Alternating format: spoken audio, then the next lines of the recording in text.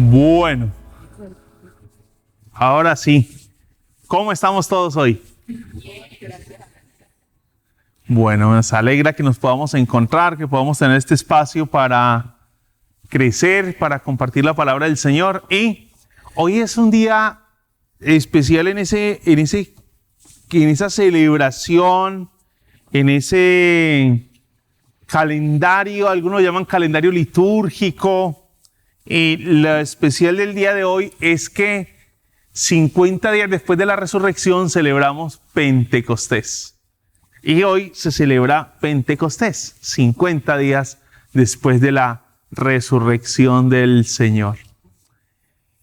¿Y qué es Pentecostés? ¿A qué hacemos referencia? Pues Pentecostés tiene que ver con la venida del Espíritu, Hechos capítulo 2, con el momento en que el Espíritu desciende sobre la iglesia para quedarse en la iglesia y habitar en la iglesia. Ese es el propósito con el cual, es la celebración que tenemos hoy día de Pentecostés, recordando la venida del Espíritu Santo entre nosotros, como el Espíritu de Dios vino para habitar, para estar entre nosotros, para quedarse con una obra preciosa entre la iglesia, y estaremos hablando algo de lo que el Espíritu de Dios hace.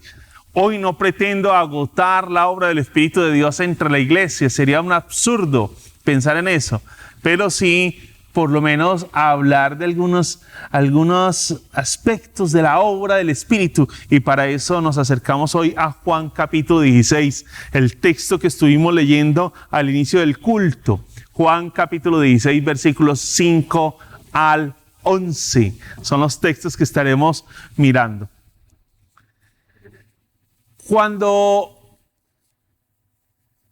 vamos al médico, generalmente el médico nos envía por alguna situación que hay irregular en el cuerpo, el médico nos envía una serie de exámenes, ¿sí?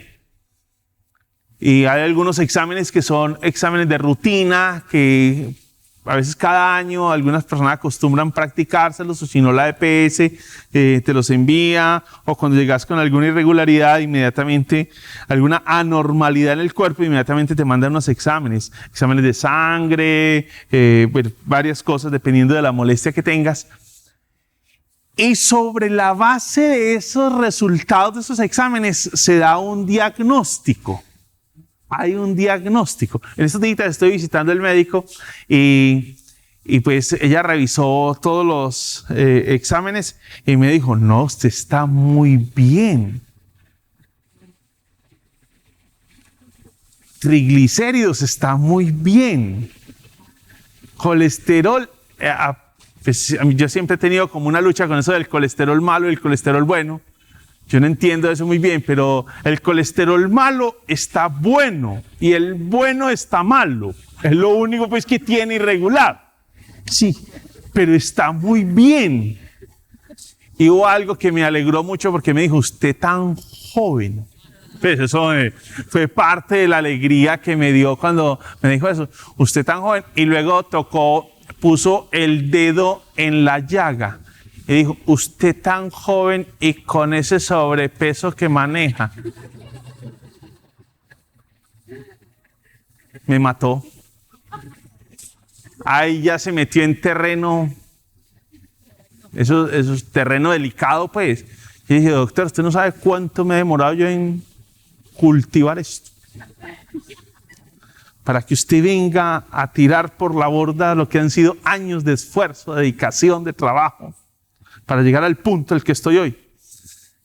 Pues le cuento que de bajar, entonces comienza pues todo el drama, mire, enfermedades cardiovasculares, que no sé qué, que la presión, que no sé qué, y no sé cuánto, y si sé cuánto, y sé cuántas. Conclusión, tiene que bajar de peso y lo espero aquí tal día y espero que ya haya bajado de peso, y si no, y vaya donde el nutricionista. Y yo: no, doctor, y donde el nutricionista es lo peor que hay, eso lo ponen a comer a uno como conejo y eso no lo hacen nada. Eso no, yo me las arreglo, doctora. Dígame cuándo tengo que venir y estaré abajo. Pero me dijo que estaba muy bien y pues muy feliz cuando me dijo que estaba muy joven, pues para yo estar con esas cosas. Entonces yo dije: no, doctora, después de esa alegría que usted me ha dado, me voy feliz. a partir de unos exámenes hizo un diagnóstico. Un diagnóstico. Y el diagnóstico es el punto de partida para mirar cuál es el remedio para la situación que se ha presentado. Entonces la situación que se ha presentado es esta. Usted tiene el colesterol bueno, lo tiene por debajo de los niveles. Tiene que salir a caminar, tiene que hacer no sé qué cosas, pero de resto el colesterol, todo lo demás está bien, triglicéridos, todo está muy bien. Tiene que comenzar a hacer un poquito de ejercicio. Yo ya, doctora, ya inicié porque ya había revisado los exámenes, ya inicié, hice un trato con mi perro, le dije, vamos a salir a caminar, la primera vuelta es para usted y las 2 siguientes para mí, ¿sí?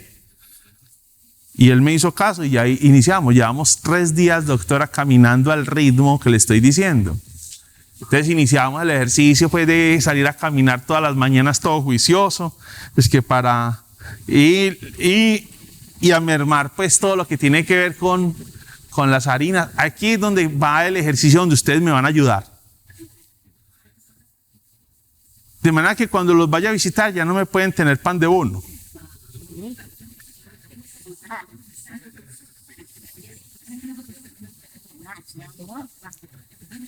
Ni Coca-Cola. Ustedes me van a ayudar, me van a ofrecer un vasito de agua. ¿Sí? Ay, no, eso tan poquito, qué pecado, ¿qué? Colóquele pues, tírele ahí cualquier pedacito de fruta que tenga y ya. Ya, no más. ¿Sí?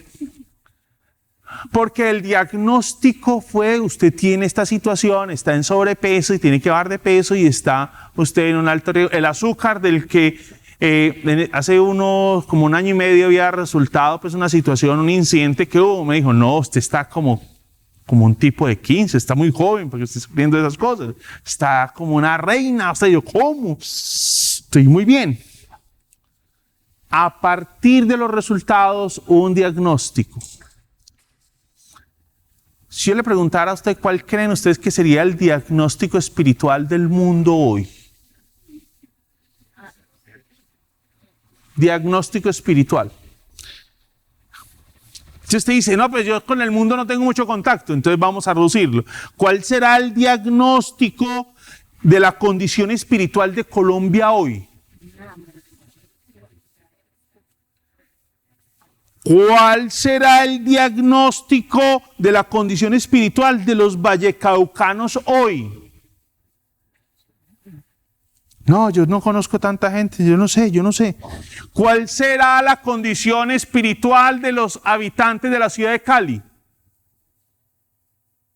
¿Cuál será el diagnóstico de la condición espiritual de los habitantes del barrio donde usted vive?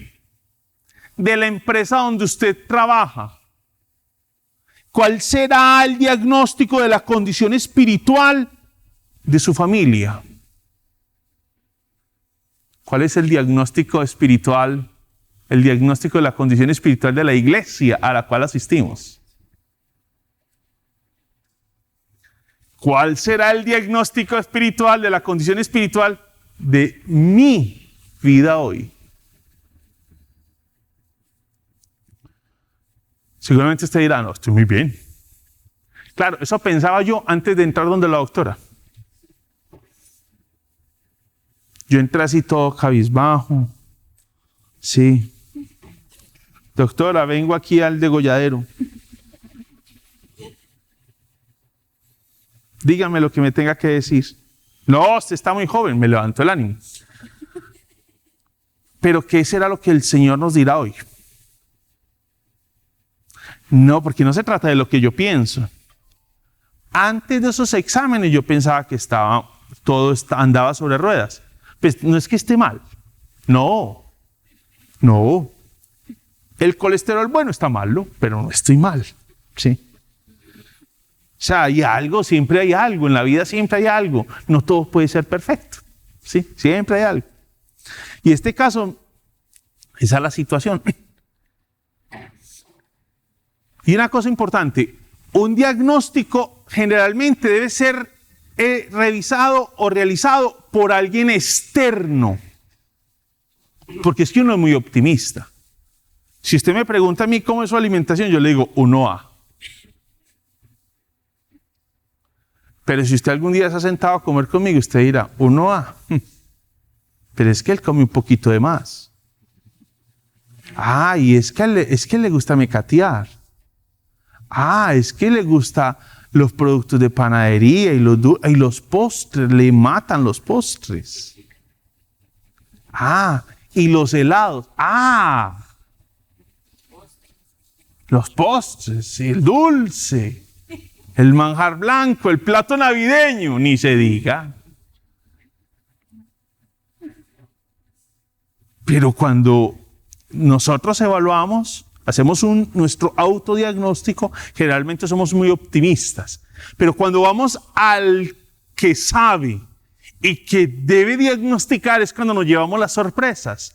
¿Cuál será el diagnóstico?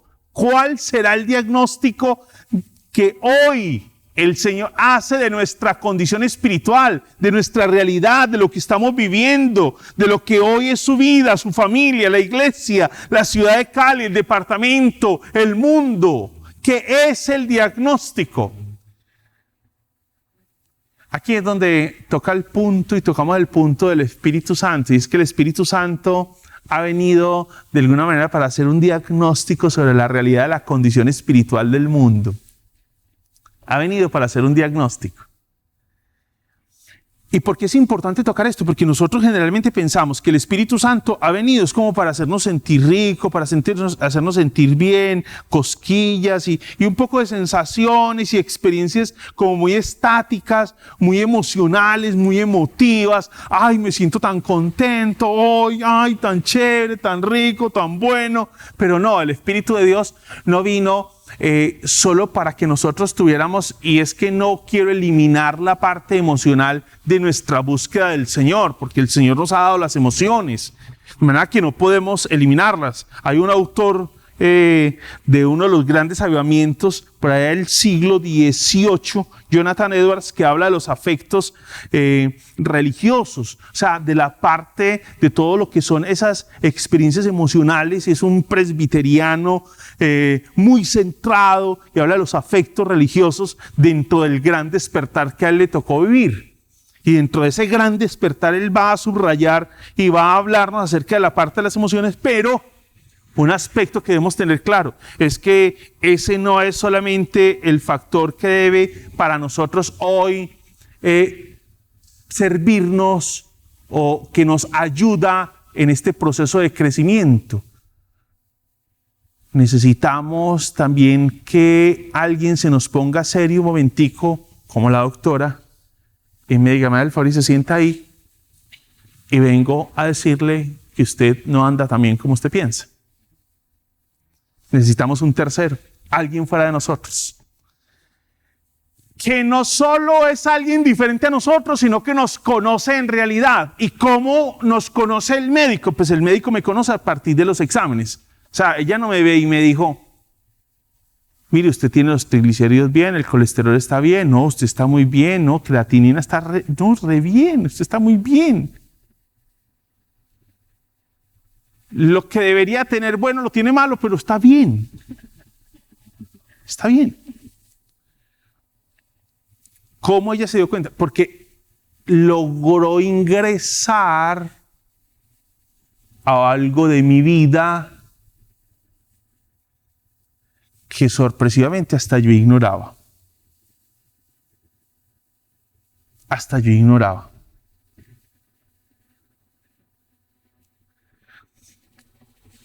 Y el Espíritu de Dios es alguien que sí te conoce realmente. Y sí conoce el mundo realmente. Es alguien ante el cual no podemos llegar con fachadas, caretas, imágenes, ideas, excusas. Esas excusas absurdas que usamos constantemente. No, yo no hice esto por aquello. No, yo no hice aquello por... No, esas son absurdas, excusas absurdas que nos inventamos para salirnos y poder liberarnos de responsabilidades. No. Con el Espíritu de Dios es directo, es al grano, es al punto. No hay ahí vuelta de hoja, no hay forma de eludir, de evadir responsabilidad. Y a eso ha venido el Espíritu de Dios. Y la obra del Espíritu de Dios nos da cuenta de ese interés de Dios por nosotros, del interés de Dios por el ser humano.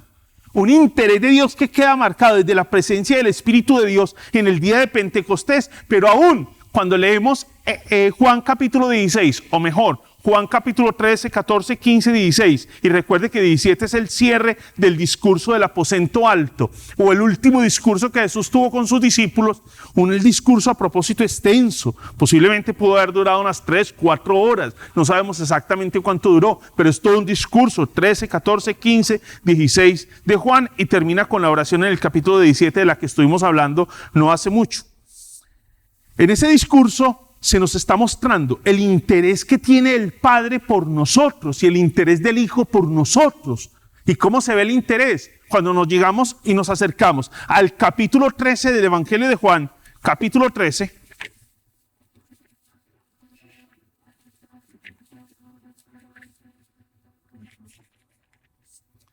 Dice, se acercaba la fiesta de la Pascua, Jesús sabía que le había llegado la hora de abandonar este mundo.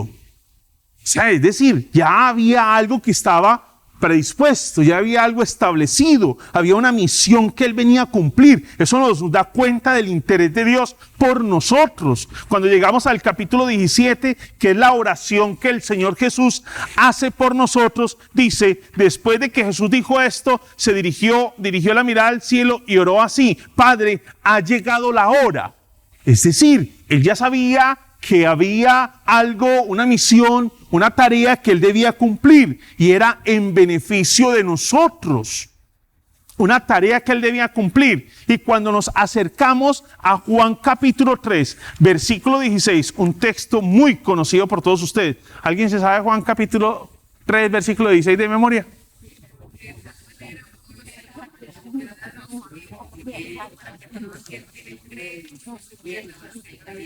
Amén. ¿Eso qué nos muestra? Un profundo interés del Padre que se materializa en el Hijo, que es enviado al mundo para morir por nosotros. Un interés del Padre. Aquí estamos en el capítulo 16, en ese último discurso, y estamos mirando cómo en el capítulo 13 se nos muestra el interés de Jesús.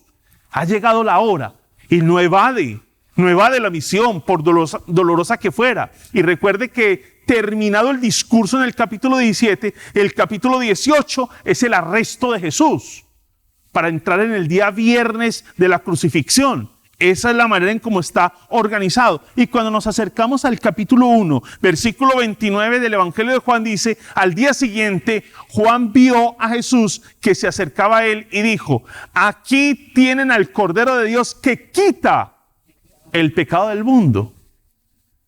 Estamos hablando del interés de Dios por la humanidad. O sea, no es alguien que simplemente viene a hacernos un señalamiento. Posiblemente la doctora que me atendió esta semana no me vuelva a llamar. De hecho, si me llamaran 8 días, yo me preocuparía mucho. Y le tendría que decir a mi esposa: mira, la doctora me está llamando. Y cuando me dijo que es que usted está muy joven, lo que estaba haciendo era otra cosa. Un piropo. Me vio muy guapo y dijo: no importa que esté sobrecargado, está joven. ¿Sí? La doctora no me va a volver a llamar. La niña era una niña muy decente, no quiero decir nada malo de ella, sí, solo decir que me atendió muy bien, pero ella no me volverá a llamar ni siquiera me llamará para recordarme la próxima cita. Escasamente el sistema me enviará un mensajito al buzón de mensajes del celular donde dice: recuerde su cita, pero no es la doctora la que me va a llamar. Ella está despreocupada, se va a acordar de mí seguramente cuando yo le diga: doctora, yo era ese joven que vino a usted y le visitó tal día en la cita. Ah, sí, claro, ya me acuerdo. La historia, sí, pero no se va a volver a acordar de mí. Pero el Señor es permanente, es un cuidado permanente. O sea, Él nos hace un diagnóstico, pero no nos deja Él nos hace un diagnóstico en ese interés que tiene por nosotros y nos acompaña en ese peregrinar. Y Juan capítulo 16 nos va a dejar eso muy claro. ¿Y cómo nos lo deja claro Juan capítulo 16? Y es que Juan capítulo 16 es el momento en el que el Señor Jesús está cerrando ya como esa parte de su ministerio entre nosotros. ¿Y cómo la está cerrando? Les acabo de decir, Juan capítulo 13, 14, 15, 16 es el discurso de despedida o discurso del aposento alto con el capítulo 17. Y el capítulo 18 es el momento en el que lo toman preso para entrar el viernes de crucifixión. Entonces es el cierre ya de ese ministerio que vino a cumplir entre nosotros. Entonces ya se va a ir y nos va a dejar a nosotros aquí solos, abandonados, a expensas de quién y con la ayuda de quién. Él estuvo caminando con sus discípulos por 3 años y medio. ¿Quién nos va a continuar asistiendo en ese peregrinar, en ese quehacer, en ese vivir cristiano? ¿Quién nos seguirá acompañando? Y es por eso que el versículo 8 va a decir: y cuando venga el Espíritu Santo, convencerá al mundo de su error en cuanto al pecado y a la justicia y al juicio. Él vendrá y cumplirá una misión. Pero observe también lo que nos va a decir ese versículo 16. Versículo 5 dice: ahora vuelvo, estoy leyendo el 5, ahora vuelvo al que me envió, pero ninguno de ustedes me pregunta ¿a dónde vas? Al contrario, como le he dicho estas cosas, se han entristecido mucho, pero les digo la verdad, les conviene que me vaya, porque si no lo hago, el Consolador no vendrá a ustedes. En cambio, si me voy, se lo enviaré a ustedes. O sea, no vamos a quedar solos en este peregrinar, en ese interés de Dios por nosotros. Por ese, recuerda lo que hablábamos en Efesios, cuando hablábamos de esa tabla de desarrollo y crecimiento que apuntábamos hacia Cristo, que hacia allá es donde debemos nosotros crecer como creyentes. No estamos solos en ese peregrinar. ¿Cuál es el diagnóstico que nosotros, de Dios sobre nosotros en esa condición espiritual, en ese peregrinar? ¿Cuál es el diagnóstico? ¿Cuál es el diagnóstico del mundo? ¿Cuál es el diagnóstico de la ciudad? ¿Cuál es el diagnóstico de tu familia? ¿Cuál es el diagnóstico de la iglesia, de nuestra vida? ¿Cuál es el diagnóstico del Señor? Y lo que nos va a expresar el texto entonces es que el Espíritu de Dios viene para continuar acompañándonos. No estamos solos. El Señor Jesús no está con nosotros. No está y sí está. Sorpresa. No está y sí está.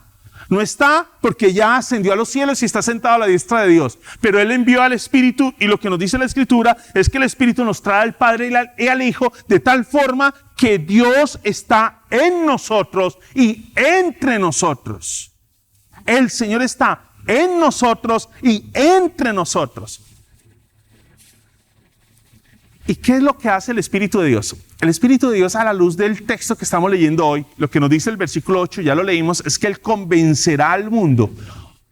¿Qué es convencer? Cuando pensamos en la expresión convencer a la luz del significado, la carga semántica que tiene en el diccionario español, nos diríamos que es simplemente como mover o llevar a alguien, conducirlo, presentando como una argumentación, conducirlo a la toma de una decisión o a que replantee su camino.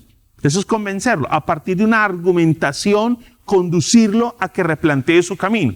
Eso es lo que significa la palabra convencer. De hecho, el diccionario de la Real Academia dice incitar, mover con razones a alguien a hacer algo o mudar el dictamen, mudar de dictamen o de comportamiento. Redireccionar a partir de la presentación de unos argumentos. Incitar, provocar un cambio a partir de unos argumentos.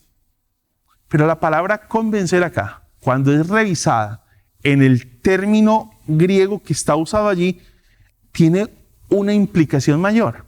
Y es que convencer tiene que ver con la idea de convencer a alguien de su falta o error. Yo no me gano nada yendo donde la doctora a que me diga, usted está muy joven. Eso me llevó, yo salí pues rejuvenecido de esa cita.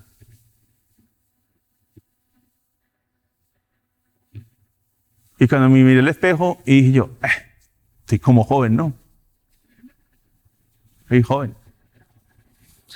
Pero eso no es valioso, en términos de que eso no me ayuda y no va a hacer posible que se cumpla el propósito con el cual visité el médico. Y es que hiciera una valoración de en qué condiciones estaba.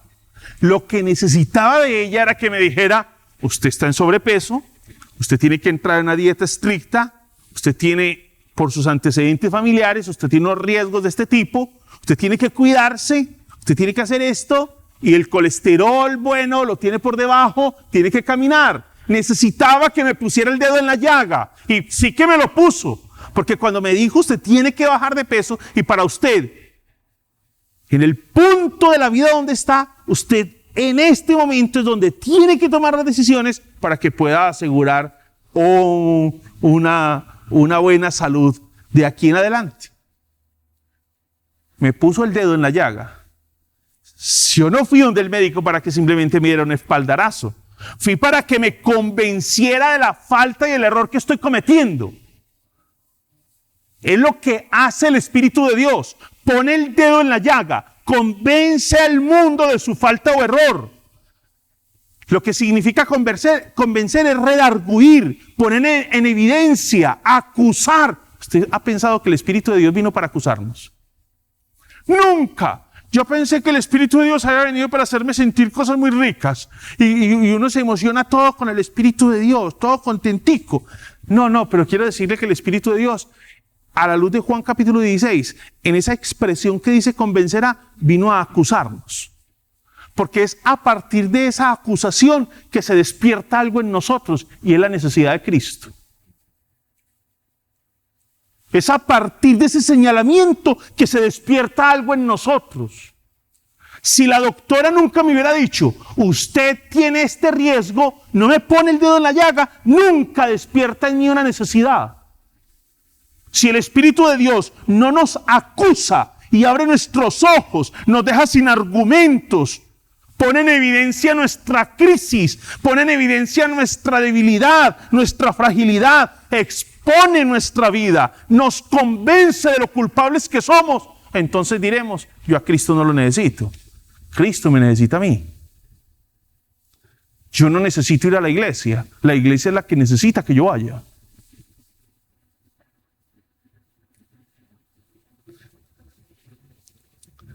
Aquí viene una pregunta para nosotros como iglesia, a la luz del diagnóstico que les estoy invitando a que hagamos, ¿no?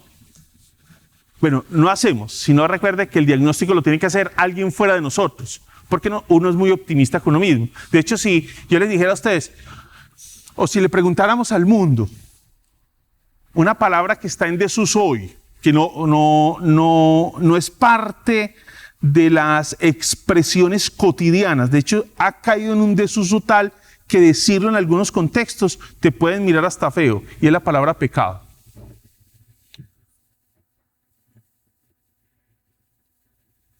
Usted le dice al mundo hoy si es pecador, y el mundo le va a decir que no, ¿qué es eso? Somos muy buenos. Es que yo no mato a nadie, yo no robo, yo soy de la casa al trabajo, del trabajo a la casa. Pues a veces se me van las luces, a veces. Pero usted sabe, nadie es perfecto. Y somos humanos. Pero en general, yo soy muy bueno. Soy muy bueno. Estamos hablando del autodiagnóstico. Necesitamos a alguien de fuera que venga a revisarnos y sea honesto y nos diga en realidad cómo estamos. ¿Cuál sería una marca del Espíritu Santo obrando en esta congregación? A la luz de lo que significa convencer en Juan capítulo 16. Convencer a alguien de su falta o error, redarguir, poner en evidencia, acusar, exponer, dejar sin argumentos, convencer de culpabilidad. ¿Cuál sería una marca del Espíritu Santo obrando en la congregación? ¿Cuál sería una marca del Espíritu de Dios obrando en mi vida? ¿Cuál sería una marca del Espíritu de Dios obrando en mi familia? ¿Cuál sería una marca del Espíritu de Dios, de la obra del Espíritu, en una ciudad como Cali? ¿Cuál sería? Estoy seguro que no es el número de asistentes a la iglesia. ¿Usted es seguro de eso? Usted dice, eso lo está diciendo porque es que hoy vinimos como poquitos. No, no es por eso. Es que no es una marca. A la luz de Juan capítulo 16 no es una marca de la obra del Espíritu de Dios. No es una marca de que el Espíritu de Dios está obrando en la iglesia. No es una marca. El número de asistentes no. El número de programas que tenemos tampoco. Lo efusiva que fue la alabanza tampoco. Si tenemos luces, cámaras, acción. No, es que aquí no hay, por eso lo está diciendo. No, póngaselas y eso no nos va a dar obra del Espíritu.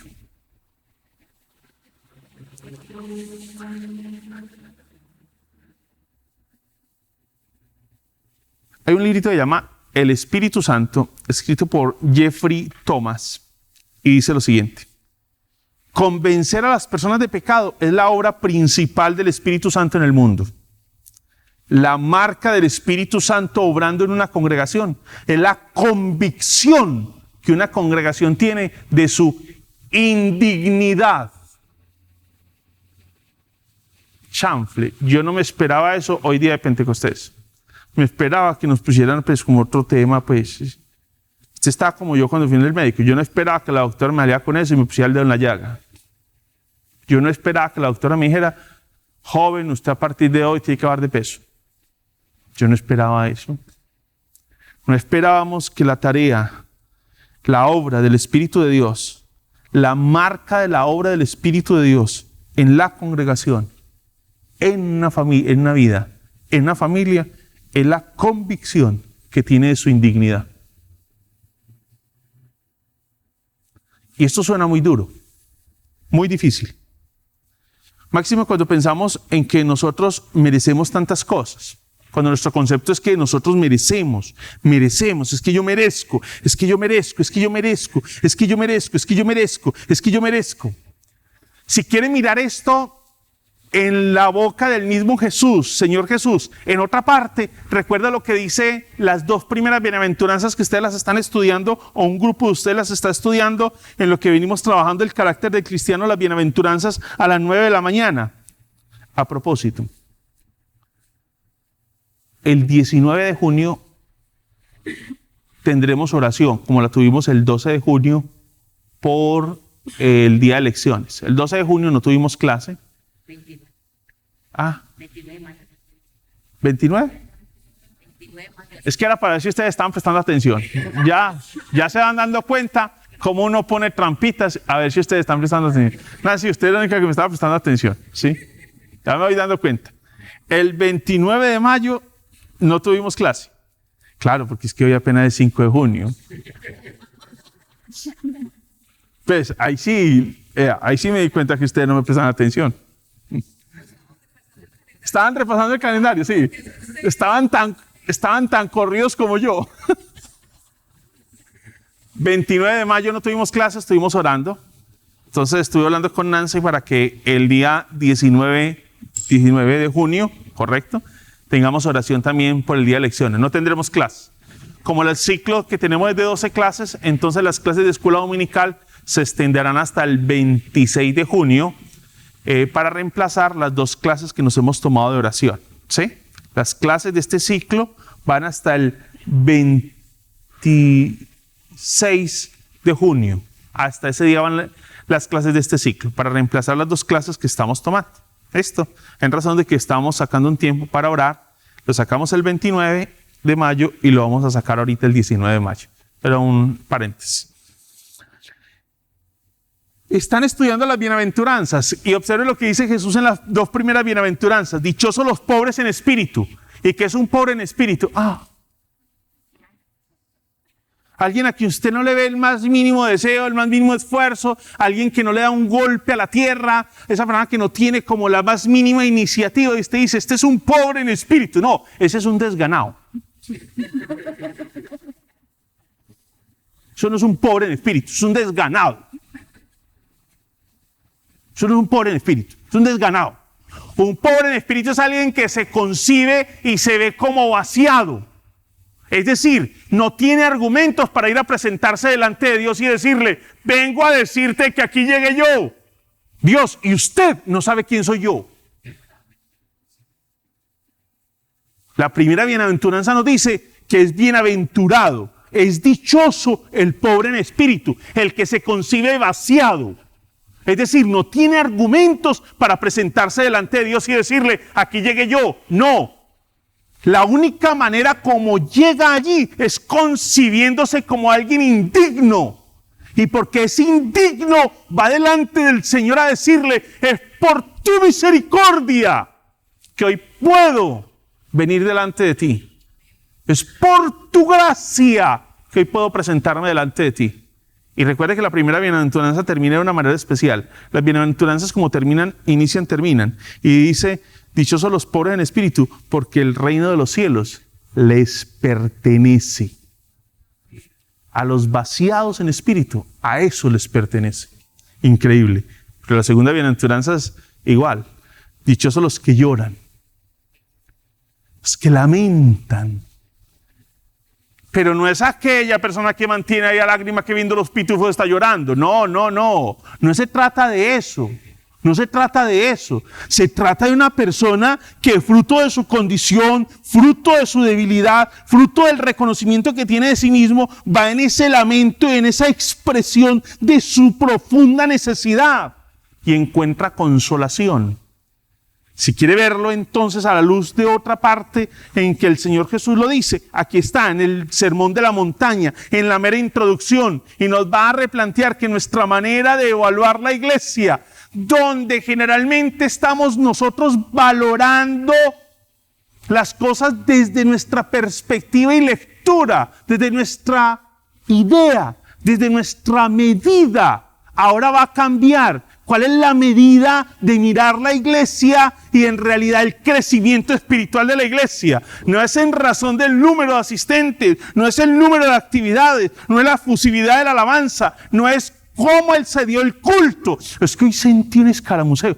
Mientras el pastor hablaba, vea, por allá me entró algo y me fue subiendo y quedé como electrocutado. ¿Usted se dio cuenta que me quedé así paralizado? No, mijo, eso lo que tenía era algún nervio por ahí que está pisándole, alguna situación así, pero eso no fue nada de eso no fue el espíritu, eso es un nervio. A mí también me pasó una vez que un nervio por acá, y se me paralizó toda la pierna, y quedé ahí, me tocó ir al médico para que me desparalizara la pierna porque nadie me quería mover. A mí también me pasó una vez, y no fue el espíritu, fue una posición.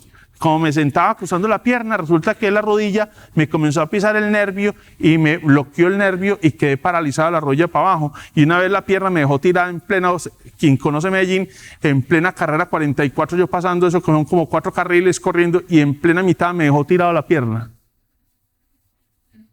Imagínense. Y esa carramenta ahí. Salía de la universidad en ese momento, corriendo por ahí y la pierna no me respondía, me tocó.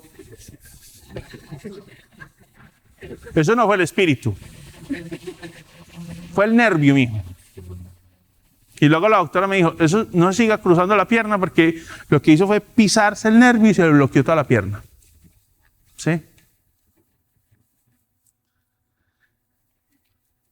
Pensar en esto nos lleva a nosotros a replantear la manera en cómo evaluamos la iglesia hoy. No solo nos evaluamos nosotros, sino evaluamos la iglesia. Nosotros generalmente evaluamos la iglesia conforme a la satisfacción de nuestras necesidades. Es decir, me sentí bien, me gustó, fue agradable, me cae bien el tipo, ¿sí? Escuché cosas que me agradaron, me ayudaron, me fortalecieron, las necesitaba hoy. Cambia totalmente la manera de nosotros evaluar y valorar la iglesia. Donde hoy valoramos y evaluamos la iglesia en torno a la satisfacción de nuestras necesidades. A la satisfacción de nuestras necesidades y no en función del reino de Dios. Nosotros hoy no valoramos la iglesia en función de nuestras necesidades. La valoramos en función de nuestras necesidades y no en función del reino de los cielos. Es decir, si vivimos para la gloria de Dios, porque para eso fuimos creados, ¿no? Para eso respiramos, para eso caminamos. Y oh sorpresa, para eso el Señor nos regaló hoy, 5 de junio del año 2022, para vivirlo todito para la gloria de Dios. Para eso estamos acá, para glorificar al Señor. Si estamos para eso, entonces acá no estamos para pensar en si esto fue de mi agrado o no fue de mi agrado. ¿Estoy glorificando a Dios en lo que estoy haciendo o no? Porque hay muchas cosas que glorifican a Dios que a mí no me gustan. A mí no me gustan muchas cosas que glorifican a Dios.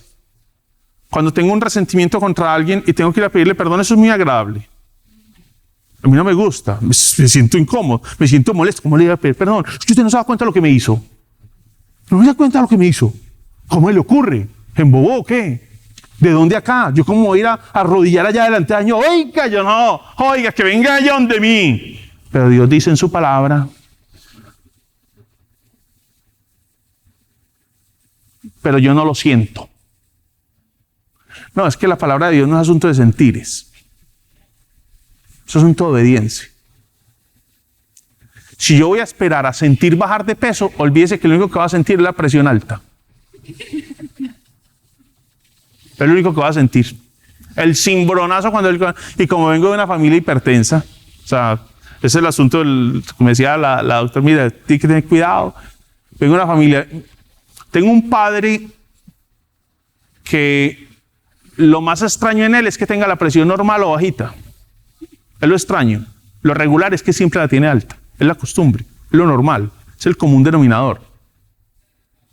Toda mi familia es del mismo modelo. Entonces yo iba con temor. ¿Qué me irá a decir?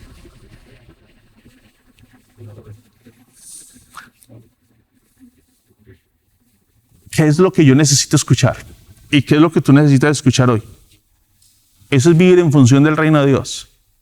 Y entender que la iglesia no vive en función mía, sino en función del reino de Dios. Es decir, estamos acá para glorificar a Dios. ¿Qué glorifica a Dios? Pues ese desafío del Señor a ajustarnos a Él. Ese convencimiento del pecado. Eso glorifica a Dios. Y en vista de su necesidad, entonces Jesús dice, voy a enviarles otro consolador, de lo que ya les dije, y es lo que Él ha hecho. Y esa actividad del Espíritu, conforme está narrada allí en el capítulo 16, nos va a decir que Él convencerá al mundo de pecado.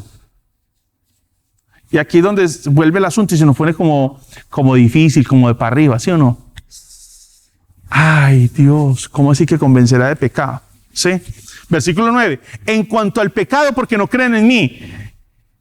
Aquí vuelve y le lanzo otra preguntita así curiosa, que surge pues como del mismo texto. ¿Está bien sentado? Vaya a caer pues. No quiero que den un suponcio aquí a nadie. ¿Qué tan importante es este asunto del pecado para nosotros? Piénselo. ¿Es parte de nuestra reflexión?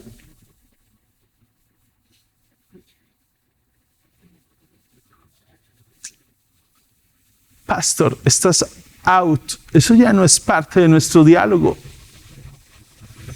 Les quiero decirle que nuestra doctrina del pecado, dice Erickson en su teología sistemática, nuestra doctrina del pecado refleja nuestra doctrina de Dios. Es decir, lo que usted piense acerca del pecado refleja y es un eco de lo que usted piensa acerca de Dios. ¿Se había pensado en eso? ¿Y por qué? Porque es que Dios es santo, santo, santo. Y si usted quiere tener una relación con Él, ¿usted recuerda lo que le pasó a Isaías? ¡Soy muerto, Señor! ¿Y qué fue lo que pasó? Pues nada, imagínese, el hombre estaba ya en su duelo porque había muerto el rey. Y era un rey que había logrado un emporio en toda su nación. Y allí había muerto y estaba allí en su duelo, seguramente rogando al Señor, Señor, ¿y ahora qué vamos a hacer? Y este vacío, ¿quién lo va a llenar? Y cuando estaba allí en plena oración, dice que se presentó el Señor, Dios Todopoderoso, y sus faldas llenaban el templo. Lo llenaban, y en medio de ese vacío, de esa sensación de soledad, de esa sensación de la existencia de la nada, de qué pegarnos en este momento, aparece el Señor llenándolo todo, con la idea de suplirlo todo. Soy muerto, porque te he visto, Señor. Apocalipsis capítulo 4.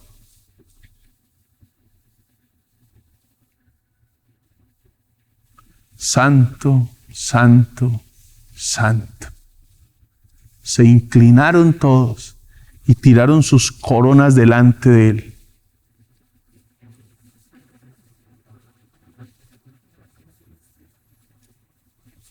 ¿Se da cuenta que Erickson sí tiene la razón? Nuestra doctrina del pecado refleja mucho de nuestra doctrina de Dios. La liviandad con lo que la iglesia hoy está manejando el pecado está dando cuenta de la manera en cómo hoy vemos a Dios.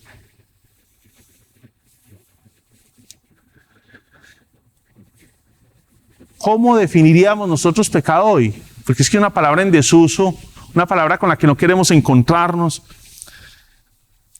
De hecho, recuerdo muy bien una discusión que tuvimos una vez en la universidad, en una clase que se invitó una profesora, una docente, muy intencionalmente, lo hicieron en el seminario. Yo estoy en un seminario conservador, muy conservador doctrinalmente.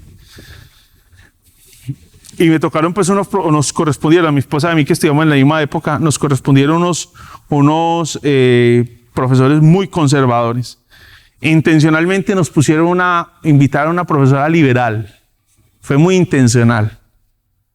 Hablarnos y darnos 2 clases de un curso que veníamos cursando. Muy intencionalmente lo hicieron. Un seminario que estábamos tomando. Y bueno, a mi esposa no le correspondió, era el grupo en el que yo estaba. Nos pusieron con esa señora, era una señora, perdón, me reservo su nombre y su ciudad y todas las cosas, pero era una señora aquí en Colombia. Y nos pusieron allí. Y estuviera la discusión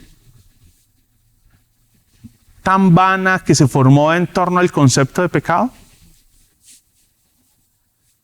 Y digo vana porque era definir el pecado a partir de unas percepciones y de unos conceptos sociológicos. Lo que hace que la situación de pecado se le pierda todo el matiz de santidad y sea ahora solo contemplado como un error, un desliz. De pronto no fui acertado en mi decisión. A lo mejor fueron las circunstancias las que no provocaron que el resultado de mi acción fuera la adecuada. En eso terminamos pensando frente al pecado. Y les digo que muy intencionalmente el seminario lo hizo porque luego nos sentaron y nos hicieron todo, pues, un proceso de evaluación y valoración sobre el tema. Era una cuestión de confrontación muy fuerte y fue una cosa bien especial en ese momento. Nuestra doctrina del pecado refleja nuestra doctrina de Dios. La liviandad con la que hoy vivimos está reflejando eso. ¿Cómo definiríamos el pecado? Cuando posiblemente la respuesta hoy sea la que di hace un momento. No mato, no robo, no voy de mi casa al trabajo, soy una buena persona ocasionalmente. Es que todos somos seres humanos, entiéndalo. Todos somos seres humanos. Todos, a veces, pues, hay un desliz. Es más, dentro de la iglesia, no solamente en el mundo, sino dentro de la iglesia, es complicado pensar en la idea de que nosotros nos vemos como pecadores. Es complicado. Nos vemos más bien como dignos del favor de Dios, dignos de recibir del Señor, dignos de que el Señor nos escuche. Y recuerde que una señal es sentirnos indignos. Eso es complicado. Pero es el llamado a la luz de Juan capítulo 16. Es posible que nosotros no seamos tan corruptos como otros. Es posible. Y mire la expresión que estoy usando, no seamos tan corruptos como otros, porque recuerde que a una persona dice, pero a veces se me van las luces. A veces digo, no, vendeme eso por debajo, para bajar costos. No me factures. Sí. Pero luego venimos a señalar a los políticos corruptos de Colombia, ¿no? Pues es una cosa bien curiosa. Pero decimos que no cometemos ninguna falta. Los corruptos son otros. No le pagamos a las personas lo que le debemos pagar. Pero luego nos quejamos con los patronos porque no nos pagan nosotros que nos deben pagar. Entonces son los corruptos. Todo funciona muy bien hasta que soy yo el que tengo que cumplir la ley. O sea, no, pues Todo pierde como su nota allí.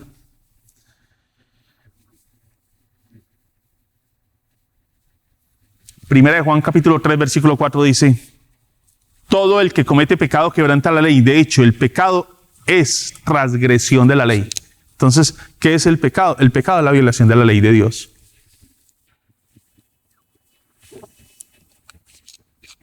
¿Y cuándo violamos la ley de Dios? De pensamiento, palabra, obra y omisión. Pensamiento, palabra, obra y omisión. Y omisión, para que quede claro, es saber hacer lo bueno y no hacerlo. Eso es omisión. Pero no nos quedamos ahí solamente. También cometemos pecado cuando nosotros cultivamos intenciones en el corazón que nunca se exteriorizan, pero las dejamos guardadas en el corazón, como las raíces de amargura que cultivamos en nuestro corazón. Las raíces de odio y resentimiento que cultivamos hacia otro. El egoísmo con el que cargamos, que a veces no se hace evidente. Es más, es posible que a veces nos califiquen como una persona generosa y somos egoístas, ávaros, porque no logramos exteriorizar lo que hay y el deseo de nuestros corazones. Esos deseos desordenados que hay en nosotros. ¿Recuerda lo que dijo el Señor Jesús? Mire, es que el adulterio no solamente dice acostar con la mujer que no es la suya, ni en el momento que no corresponde. ¿Cómo que no corresponde? Claro, es que el contexto de la relación sexual es el matrimonio. Ah, pero es que eso estamos en el siglo XXI. Perdón, ¿cuál es el parámetro entonces? ¿El parámetro de la sociedad o el parámetro de la palabra de Dios? ¿Cuál es el parámetro? Cuando yo voy donde el médico me dijo, mire, el rango del colesterol bueno es de acá a acá. Yo no fui el que lo puse. Está dado. Yo no le dije, doctora, ¿qué tal si bajamos el rango? Para que me quede bueno. ¿Qué tal? ¿Cómo queda ese negocio? Doctora, bajémosle el rango para que yo quede incluido. Y así ya no tengo que hacer nada. ¿Y quién dijo que yo tengo que bajar de peso? No, pues cambiemos la tabla. Cambiemos la tabla de proporción. Altura, peso, cambiémosla. Y así ya no tengo que bajar de peso. Me quedo bien. ¿Qué tal el asunto? ¿Usted cree que eso es justo? ¿Eso es honesto? ¿Eso es claro para conmigo mismo? No. Entonces, ¿cómo vamos a hacer eso con Dios? ¿Quién es el que pone las normas? ¿Las manipulo yo, la sociedad? ¿Soy yo el que las manejo? ¿Soy yo el que cambio los rangos? ¿Las referencias las cambio yo? No, las referencias han sido dadas. Las referencias las puso el Señor y punto, pare de contar. No las puse yo, no las estableció la iglesia, no las puso el Señor, pare de contar.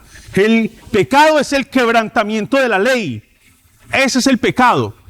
De manera que cuando se da fuera de ese marco, una relación se llama adulterio. Y Jesús dice, y no solamente cuando te acuestas. Cuando lo piensas y lo cultivas en tu corazón, ya pecaste. Se da cuenta que el asunto no es solamente de la ejecución, de la obra, de lo que se ve, de lo que se palpa. También tiene que ver con las intenciones y desórdenes. Con las intenciones y los deseos desordenados que hay en nosotros. Con eso tiene que ver.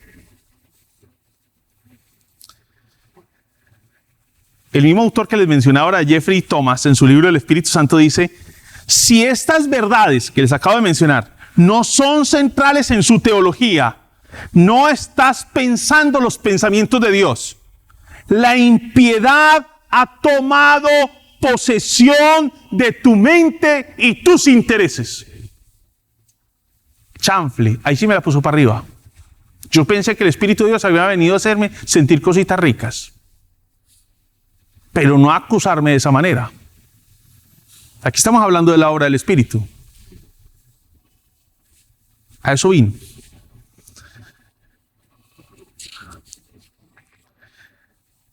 Cuando el Espíritu de Dios convence a alguien de su pecado, lo que hace es, ocurre algo grandioso y impresionante, y es que la persona es trasladada del reino de las tinieblas al reino de los cielos.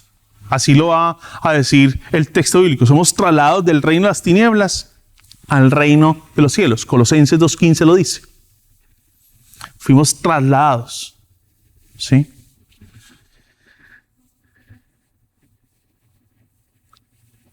Un pastor, en un comentario que hace sobre este texto, dice: para que el mundo pueda creer que Cristo para que el mundo pueda creer en Cristo, tiene que verse pecador. O sea, tenemos que vernos pecadores. no confesaremos a Cristo a menos que nos veamos como un pecador, culpables y condenados. De ahí que si alguien, y mire pues, está fino en su silla, está fino. Si tiene problemas de presión, tápese los oídos. De ahí que si alguien no se ha visto como pecador y merecedor de la condenación del infierno, podemos estar seguros que esa persona no es cristiana.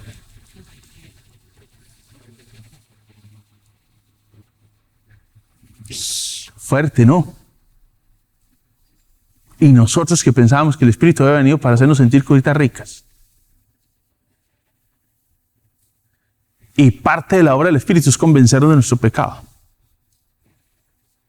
Nos convence de justicia. Y recuerda que convencer es señalar la falta, el error, redarguir, poner evidencia, acusar, exponer, dejar sin argumentos, convencer de que somos culpables. Convencernos de eso. ¿Usted recuerda qué fueron las palabras del Padre cuando Jesús hizo bautizar y iba saliendo ahí de las aguas? ¿Cuáles fueron las palabras? Este es mi Hijo amado en el cual tengo complacencia. Ese fue el veredicto, las palabras del Señor sobre su Hijo. ¿Sabes cuáles han sido las palabras nuestras sobre Jesús? Este es el peor estorbo que tenemos en la humanidad. El cristianismo para la sociedad hoy se convirtió, y Cristo se convirtió en el peor estorbo de la humanidad. El peor estorbo. Lo que Jesús llama, este es mi Hijo amado en quien tengo complacencia. La sociedad hoy quisiera y daría todo por destruirlo, por acabarlo.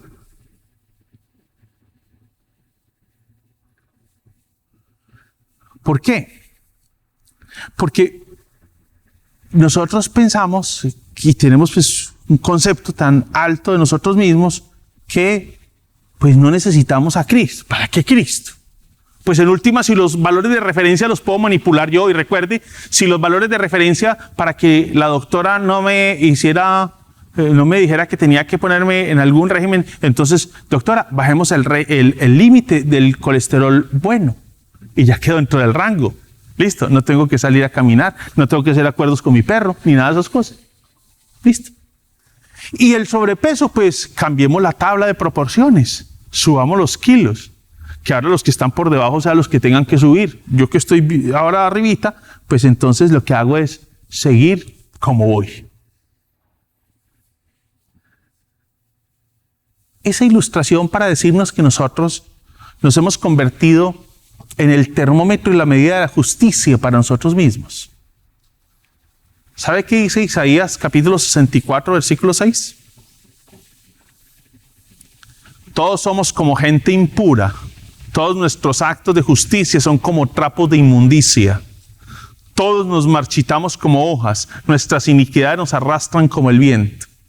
Lo mejor de cada uno de nosotros es un trapo de inmundicia delante de la santidad del Señor. Y usted dirá, pero qué pensamiento tan antihumanista el que usted tiene hoy. Hoy se vino contra el humanismo. Por eso es que esa iglesia cada día, mire, es que es un espíritu antihumanista. No, antihumanista no. Lo que pasa es que el humanismo nos ha llevado a pensar a tener un más alto concepto de nosotros mismos que el que debemos tener. Y por eso la humanidad cada día va más en crisis. Y por eso somos tan intolerantes. Y cuando el ser humano tenía el más alto concepto de sí mismo, adivine qué pasó en la humanidad: 2 guerras mundiales.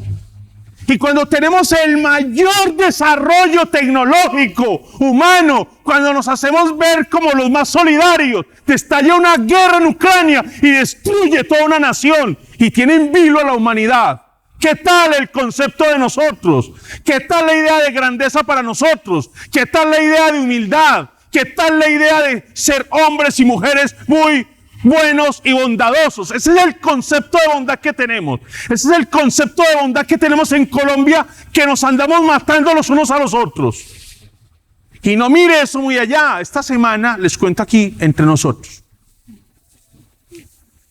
venía en el carro solo, ahí pasé por el Parque de Versalles. Una chica salió en la moto, muy inexperta fue la muchacha porque la vi como temblorosa. O la muchacha sufre de Parkinson o estaba aprendiendo. Entonces yo me fui por la segunda, está aprendiendo porque la vi muy joven. La muchacha volteó, dio una vuelta como si estuviera manejando una mula abierta, ¿sí? Y obvio, ella tenía que parar, nosotros veníamos en la vía.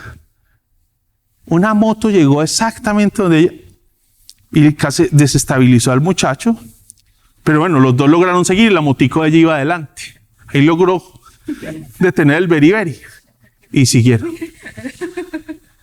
¿Sabe qué hizo el muchacho? La adelantó y con el codo le dio al manubrio de la moto, la tumbó. A eso llamamos nosotros nobleza. A eso llamamos ser seres humanos. Y usted dice, pero es que si no somos todos. ¿Está seguro que esa no es una radiografía? Esa escena no es una radiografía de la humanidad hoy. ¿Está seguro que eso no es una escena? Esa escena no es una radiografía de lo que hoy está pasando en Ucrania. No es en menor proporción, en una situación muy puntual, ver lo mismo que está pasando en Ucrania. No es lo mismo. No es lo mismo. Claro, es lo mismo. Solo que nos gusta ver los problemas y la corrupción del otro, pero no vemos la nuestra.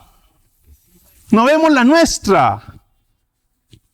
Por eso ese texto de Isaías nos ofende. ¿Cómo que lo mejor de nosotros es un trapo de inmundicia? Sí, mi querido amigo. Porque lo más noble de nosotros está manchado por el pecado. Está manchado como el pecado. Lastimosamente, dice un predicador, nosotros nos vemos como personas buenas que de vez en cuando hacemos algo malo. Lo cierto es que somos malos, que de vez en cuando hacemos cosas buenas y solo lo hacemos por la gracia común que Dios ha puesto sobre todos nosotros.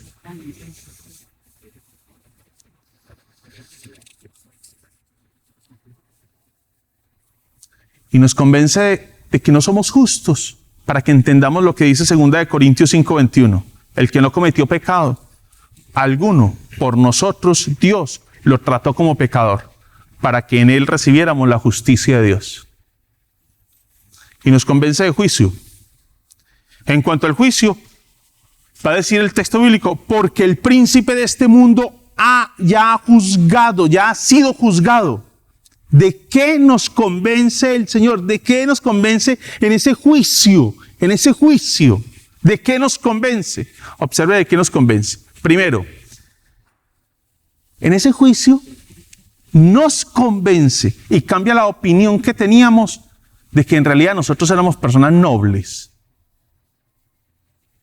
Algo que hace el Espíritu de Dios es que quita de nosotros ese pensamiento errado que tenemos de que somos personas nobles, decentes. Yo soy un tipo muy decente. Yo no me meto con nadie en el barrio. Está como la esposa que se está separando del esposo y dice, el matrimonio está acabando. Yo nunca hice nada. Pues por eso se está acabando, porque nunca hizo nada. Por eso está acabando el matrimonio, porque nunca hizo nada. Es tan decente que nunca hizo nada. Bueno, por el mundo. Primero que tenemos que convencernos es que no somos las personas decentes que nosotros pretendemos ser. No somos. De eso nos convence. Es el primer juicio. No somos las personas decentes que pretendemos ser. El segundo juicio que recibimos ahí, en esa expresión, es la evaluación que el mundo hace de Cristo como cuando uno ve la cruz, ¿uno qué piensa? Pobre desgraciado donde murió, ¿no? Qué tristeza. Pero quiero decirle, mientras el mundo ve a Cristo como un pobre desgraciado que fue muerto, que fue crucificado y que ahí terminó, quiero decirle algo.